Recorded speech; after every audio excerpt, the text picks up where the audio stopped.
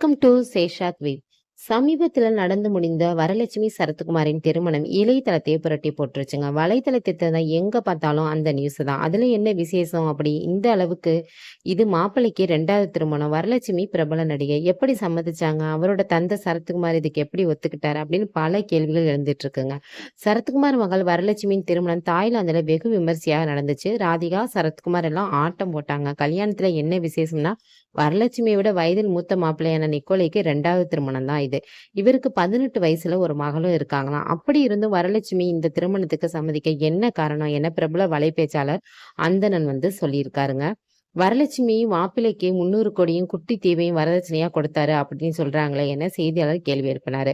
அதற்கு அப்படி சொல்வதையெல்லாம் நம்ப முடியாதுங்க. அது எப்படிங்க சாத்தியம் அப்படிங்கிறாரு அந்தணன். அவர் மேலும் என்ன சொன்னார்னா, சரத்குமார் வசதியானவர் தான், ராதிகா வசதியா இருக்காங்க, அதெல்லாம் வேற. ஆனா ஒரு தீவையே வாங்கி கொடுக்கிற இடத்துல எல்லாம் அவங்க இல்ல.